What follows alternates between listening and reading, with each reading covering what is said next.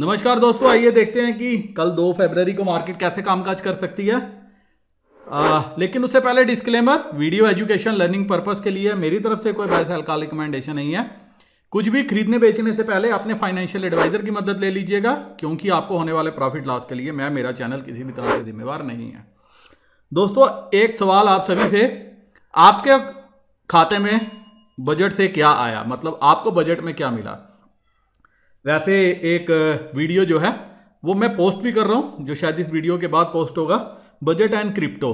वो अगर आप देखोगे तो आपको समझ में आएगा कि किसको क्या मिला। वैसे मेरे हिसाब से मोटा माटी सभी को मिला एक बिग लोल। वो कैसे कि जितने चैनल वाले थे जो प्रिडिक्शन कर रहे थे, जी तो कुछ आगे ही बढ़ गया था अपने रिपोर्टिंग की दम पे। उन्होंने तो ये प्रिडिक्ट कर दिया था 75 शब्द का इस्तेमाल सबसे ज्यादा हो गया, जो कि एक बार भी नहीं हुआ। तो उनके इनसाइडर सोर्स कौन से थे, ये देखना जरूरी है। दूसरा, जितना बड़ा उनका बजट पैनल था, वो भी सब हक्के बक्के रह गए, सिर्फ ये बोलते रहे कि बजट बहुत अच्छा है, बहुत अच्छा है, बहुत अच्छा है। अच्छा उनके लिए है जिनके पास कुछ नहीं है, जिनके पास सब कुछ है उनको देना ही देना है, चाहे वो क्रिप्टो हो, चाहे वो शेयर मार्केट हो, चाहे स्टॉक मार्केट हो। लेकिन डिप आई और मार्केट ऊपर आ गई। इसका रीजन क्या है? इसका रीजन है हमारे रिटेलर जिन्होंने पुट खरीदनी शुरू कर दी, और बड़े प्लेयर्स को मौका मिल गया उनको पुट देने का। काल तो वो कल ही उनसे जो है वो खत्म कर चुके थे। काल के प्रीमियम आपने देखा आज जो है कम होते हुए आपको नजर आए हैं। और दूसरा, फिर आज क्या हुआ, जो काल उनके पास थी वो होल्ड करके बैठे रहे कि ऊपर आएगी, लेकिन काल वालों को शायद ही कुछ मिले, और मैक्सिमम काल जो है वो कोशिश की जाएगी प्रॉस की तरफ से इनको एक्सपायर करने की। आज एफआईआई ने थोड़ी सी काल जरूर की है, इसने एक्टिविटी थोड़ी सी दिखाई है, वो भी देखते हैं। लेकिन नेट बेसिस पे डाटा क्या कहता है, रिटेलर की तरफ से मिक्स व्यू है, एफआईआई की तरफ से आज थोड़ा सा जो है बुलिश व्यू जो है जरूर बना है। स्टॉक फ्यूचर इन्होंने खरीदे हैं, इंडेक्स कॉल भी खरीदी हैं, और पुट 208 कंट्रैक्ट बेचे हैं। जब डिप आया इन्होंने पुट तब भी हल्की नहीं की। तो क्या इनके दिमाग में कुछ लंबा चल रहा है पुट को लेके, ये इंपॉर्टेंट है। और इंडेक्स फ्यूचर फिर से आज बेच दिए। इसका मतलब इनको लग रहा है कि यूएस मार्केट से कभी भी प्रेशर आ सकता है, तो पुट को होल्ड करना चाहिए।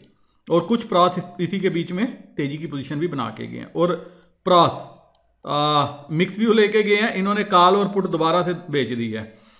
तो पुट बेचने का मतलब तेजी का व्यू, काल बेचने का मतलब मंदी का व्यू। लेकिन दोनों चीजें आज इन्होंने फिर से स्केयर ऑफ कर दी, और ऐसा लग रहा है जो काल बेची हैं ये ऊपर के लेवल पे बेची हैं, जब मार्केट जो सुबह ऊपर गई थी। और डीआईआई ये बीरिश व्यू लेके गए हैं। नेट बेसिस पे रिटेलर अभी भी अच्छे खासे लॉन्ग है, 62,821 कंट्रैक्ट हैं। डीआईआई 40,540 कंट्रैक्ट शॉर्ट साइड में है। एफआईआई आप देखिए थोड़े से लॉन्ग ऐड किए हैं और सामने से कुछ शॉर्ट भी ऐड किए हैं। अब इनके पास 53,350 कंट्रैक्ट शॉर्ट हैं, और प्रॉस 31,000 कंट्रैक्ट लॉन्ग साइड पे आ गए हैं। तेजी की पोजीशन इन्होंने बढ़ा ली है, क्योंकि इनको मार्केट को दोबारा से डिप देने के लिए यहां पे माल चाहिए होगा, तो इन्होंने यहां पे इसको जो है रख लिया।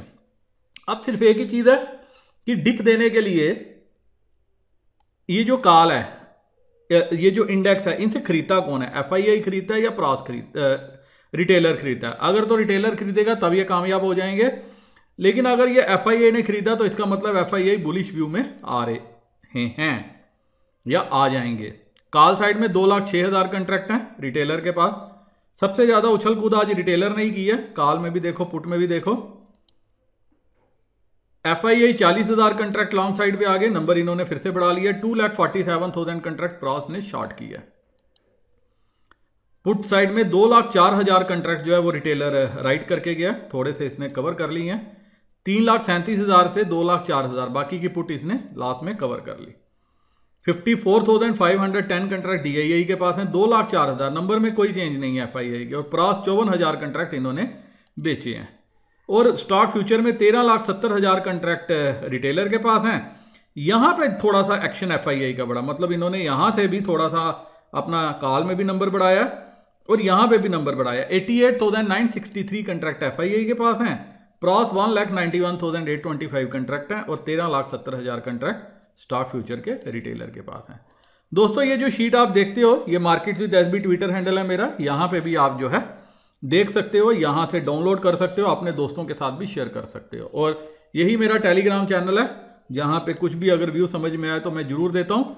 आज भी मुझे ये लगा, मैंने दिया था कि ऐसा लग रहा है, पहले तो व्यू दिया था एक कि पुट लेनी बनती है, दूसरा व्यू लेकिन पुट के प्रीमियम इतने ज़्यादा थे कि कंफर्ट नहीं आ रहा था। और आज जाते जाते क्या हुआ, काफ़ी हद तक प्रीमियम कूल ऑफ हो गए हैं। सेकंड, एक व्यू बन रहा था कि पुट जब सेकंड वेव आई कि पुट नहीं लेनी चाहिए, कि शायद रिटेलर पुट में बैठ गए हैं, और वही काम हो गया।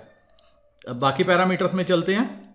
दोस्तों कैश की फिगर तो अभी अपडेट नहीं हुई, तो ये आप देख लेना क्या हुआ, वैसे सेलिंग ही होगी शायद। लेकिन अब जो मार्केट चलेगी अब यूएस मार्केट के साथ चलेगी, और मुझे लग रहा है यूएस मार्केट में फिर से जो है एक आध दिन 2 दिन के बाद जो है फिर से एक बार के लिए सेलिंग आनी चाहिए, जो हमने पीछे देखी थी। और आज आप देखो कि कोई ज़्यादा बढ़त यूएस मार्केट में है नहीं है, क्योंकि अपने ये जो रेजिस्टेंस है उसके आसपास जो है ये मार्केट आ गई है। और अब अगर 4540 के ऊपर ट्रेड करना शुरू करे S&P, 35300 के ऊपर ट्रेड करना शुरू करे डो, और नास्डॉक 15200 के ऊपर ट्रेड करना शुरू करे, तब कुछ बनेगा।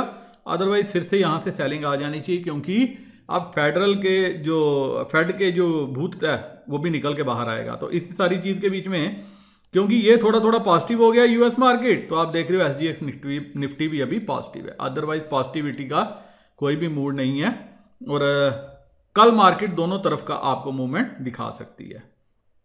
अब निफ्टी फ्यूचर दोस्तों क्लोजिंग हुई है 15576, सॉरी 17576, तो मैं 17500 पे चलूंगा। ये दिक्कत थी मार्केट की, ये पुट 17500 की सारी आज ऐड हुई है, 17600 पे भी ये सारी ऐड हुई है, 17400 पे भी ऐड हुई है। इन द मनी आप देखो यहां पे कॉल सिर्फ ऐड हुई है 7000, और ये ऐड हुई है 48000, और ये रिटेलर लेके गए हैं। यहां पे भी आप देखोगे 17600 पे भी 23000 कॉल ऐड हुई है और 24000 पुट ऐड हुई है। तो this is the only reason जो मार्केट फिर से वापस ऊपर आके बैठ गई, क्योंकि पुट पे आप देखो 17100 पे 41000 कंट्रैक्ट ऐड हो गए। तो ये जो पुट राइटिंग है इससे कंफर्ट आ गया बड़े प्लेयर्स को, तो उन्होंने पुट दे के मार्केट को फिर से जो है ऊपर की तरफ खींच लिया। और डिप में ऐसा मुझे लग रहा है कि बड़े प्लेयर्स ने अपनी पोजीशन भी कहीं ना कहीं कवर की, और यहाँ पे देखो आपको अनवाइंडिंग भी देखने को मिलेगी। अब 17500 पे एडिशन है, 600 पे एडिशन है, 700 पे एडिशन है। तो FII के डाटा को देख के लग रहा है कि वो शायद बैंक निफ्टी की मंथली वाली कॉल ली है, और वीकली में ये रिटेलर का काम है। अब रिटेलर क्या करेगा, क्या उसको कल इतना बड़ा गैप अप मिलेगा कि वो प्रॉफिट में आ सके? तो आप देखोगे अगर 50, 60, 70, 100 पॉइंट का गैप अप मिल भी गया, इन कॉल्स के प्रीमियम हार्डली बढ़ेंगे, लेकिन पुट के प्रीमियम जरूर खराब हो जाएंगे। और अगर मार्केट ऊपर आई तो वो क्या करेंगे, फिर से यहाँ पे और पुट ऐड करेंगे 17600 पे, फिर अगर ऊपर आ गई 17700 पे करेंगे। और यहाँ पे हल्की हल्की कॉल राइडिंग अभी है, 57000 कंट्रैक्ट हैं, 55000 कंट्रैक्ट हैं। इसलिए अगर मार्केट 17700 के ऊपर जाती है तो ये कितने ये हैं आपके पास, तकरीबन 2 लाख, 1 करोड़ शेयर शॉर्ट हो जाएंगे, जो फिर मार्केट को अपने हिसाब से ड्राइव कर सकते हैं। तो मेरे को लग रहा है कि कल आपको दोनों तरफ के मूव मिलने चाहिए। 17700, 750 इस रेंज में आएगा, या गैप अप मिलता है इस रेंज के आसपास, तो एक बार के लिए हम पुट ट्राई कर सकते हैं 17700 या 750 वाली। और अगर गैप डाउन मिलता है 17500, 450 के आसपास, तो एक बार के लिए कॉल भी ट्राई कर सकते हैं, बड़े इनकी पोजीशन, रिटेलर की पोजीशन को देखते हुए।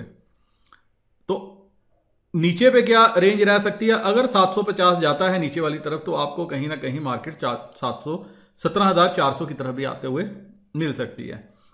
तो जो कल की ब्रॉडर रेंज है वो 17300 से लेके 17700, ये रेंज भी रह सकती है, क्योंकि लाइव मार्केट में पोजीशन सब रिटेलर कैसे बनाते हैं वो इंपॉर्टेंट है। और शायद आज की पोजीशन को देख के अगर उन्होंने कल एग्रेसिव पुट में पोजीशन नहीं बनाई तो बड़ा अच्छा, लेकिन अगर कल फिर उन्होंने यहाँ पे पुट खरीद ली 17600, फिर या गैप अप में 17700 के ऊपर गैप अप हो जाता है, यहाँ पे खरीद ली, तो ये एक बार के लिए यही जो है आपको सपोर्ट का काम करेगा। लेकिन रिटेलर की पोजीशन को देख के लग रहा है आपको कल भी दोनों तरफ के मूव देखने को मिल सकते हैं। अगर गैप अप हो गया मार्केट नीचे भी आएगी, और अगर गैप डाउन हो गया ऊपर भी आ जाएगी।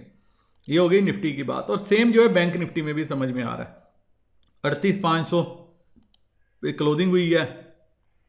तो 38,500 आप देखो, अब यहाँ पे भी 38,500 तक तो है वो अनवाइंडिंग हो गई है। तो डाटा यहाँ पे जो है काफ़ी हद तक अनवाइंडिंग है। 38,000 पे 38,000 कंट्रैक्ट हैं, यहाँ पे थोड़ी सी रहती है।